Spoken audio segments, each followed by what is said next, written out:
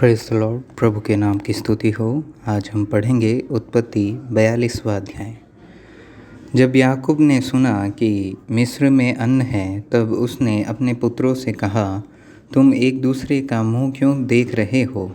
फिर उसने कहा, मैंने सुना है कि मिस्र में अन्न है, इसलिए तुम लोग वहाँ जाकर हमारे लिए अन्न मोल ले आओ, जिससे हम न मरें वरन जीवित रहे। सो यूसुफ के 10 भाई अन्न मोल लेने के लिए मिस्र को गए। पर यूसुफ के भाई बिन्यामीन को याकूब ने यह सोचकर भाइयों के साथ न भेजा कि कहीं ऐसा न हो कि उस पर कोई विपत्ति आ पड़े। सो जो लोग अन्न मोल लेने आए, उनके साथ इज़राइल के पुत्र भी आए, क्योंकि कनान देश में भी भारी अकाल था। यूसुफ तो मिस्र देश का अधिकारी था और उस देश के सब लोगों के हाथ वही अन्न बेचता था। इसलिए जब यूसुफ के भाई आए, तब भूमि पर मुँह के बल गिर के उसको दंडवत किया। उनको देखकर यूसुफ ने पहचान तो लिया, परंतु उनके सामने भोला बन के कठोरता के साथ उनसे पूछा, तुम कहाँ से आते हो? उन्होंने कहा, हम तो कनान देश से अन्न मोल लेने के लिए आए हैं।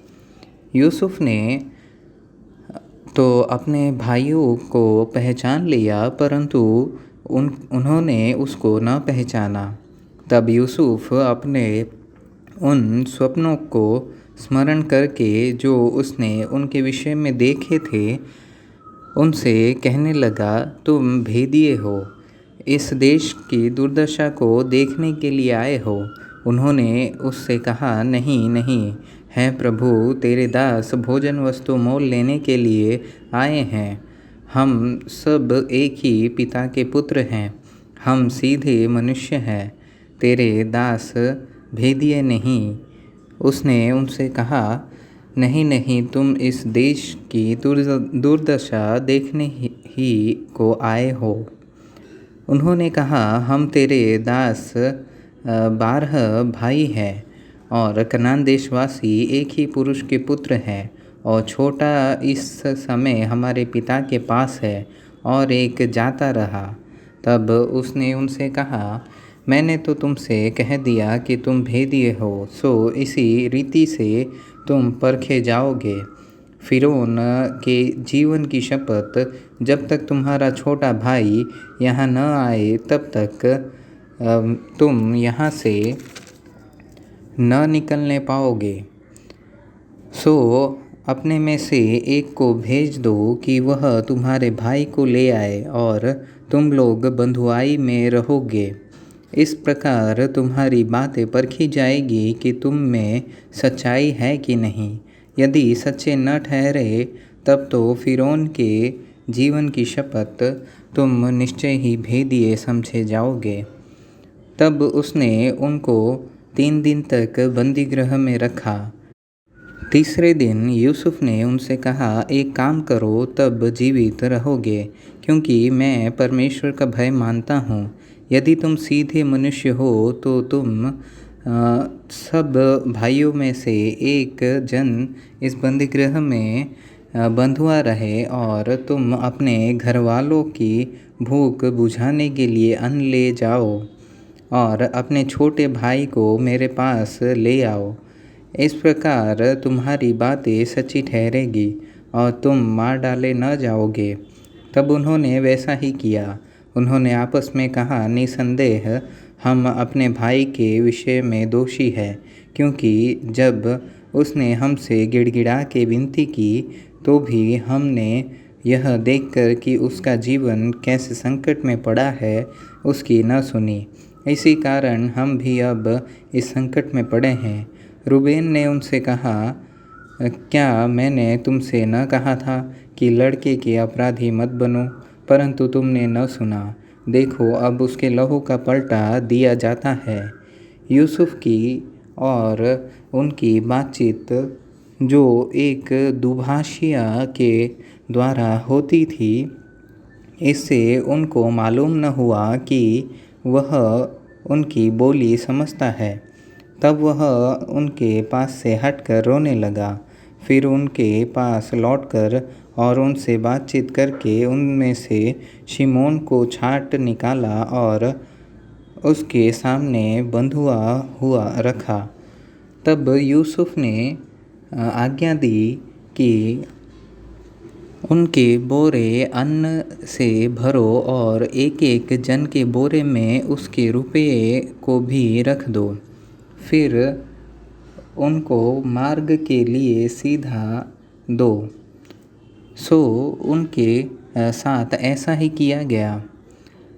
तब वे अपना अन्न अपने गधों पर लाद कर वहाँ से चल दिए। सराय में जब एक ने अपने गधे को चारा देने के लिए अपना बोरा खोला, तब उनका रुपया बोरे के मोहड़े पर रखा हुआ दिखलाई पड़ा। तब उसने अपने भाइयों से कहा, मेरा रुपया तो फेर दिया गया है, देखो वह मेरे बोरे में है। तब उनकी जी में जी न रहा और वे एक दूसरे की और भय से ताकने लगे और बोले, परमेश्वर ने यह हमसे क्या किया है। और वे कनान देश में अपने पिता याकूब के पास आए और अपना सारा वृत्तांत उससे इस प्रकार वर्णन किया कि जो पुरुष उस देश का स्वामी है, उसने हमसे कठोरता के साथ बातें की और हमको देश के भेदिए कहा। तब हमने उससे कहा, हम सीधे लोग हैं, भेदिए नहीं। हम 12 भाई एक ही पिता के पुत्र हैं। एक तो जाता रहा, परंतु छोटा इस समय कनान देश में हमारे पिता के पास है। तब उस पुरुष ने, जो उस देश का स्वामी है, हमसे कहा, इससे मालूम हो जाएगा कि तुम सीधे मनुष्य हो। तुम अपने में से एक को मेरे पास छोड़ के अपने घरवालों की भूख बुझाने के लिए कुछ ले जाओ और अपने छोटे भाई को मेरे पास ले आओ। तब मुझे विश्वास हो जाएगा कि तुम भेदिए नहीं, सीधे लोग हो। फिर मैं तुम्हारे पास भाई को तुम्हें सौंप दूंगा और तुम इस देश में लेन देन कर सकोगे। यह कहकर वे अपने अपने बोरे से अन्न निकालने लगे। तब क्या देखा कि एक एक जन के रुपये की थैली उसके बोरे में रखी है। तब रुपये की थैलियों को देखकर वे और उनका पिता बहुत डर गए। तब उनके पिता याकूब ने उनसे कहा, मुझको तुमने निर्वंश कर दिया। देखो, यूसुफ नहीं रहा और शिमोन भी नहीं आया और अब तुम बिन्यामीन को भी ले जाना चाहते हो। ये सब विपत्तियाँ मेरे ऊपर आ पड़ी है। रूबेन ने अपने पिता से कहा, यदि मैं उसको तेरे पास न लाऊं तो मेरे दोनों पुत्रों को मार डालना। तू उसको मेरे हाथ में सौंप दे, मैं उसे तेरे पास फिर पहुंचा दूंगा। उसने कहा, मेरा पुत्र तुम्हारे संग न जाएगा, क्योंकि उसका भाई मर गया है और वह अब अकेला रह गया। इसलिए जिस मार्ग से तुम जाओगे उसमें यदि उस पर कोई विपत्ति आ पड़े, तब तो तुम्हारे कारण मैं इस बुढ़ापे की अवस्था में शोक के साथ अधोलोक में उतर जाऊंगा।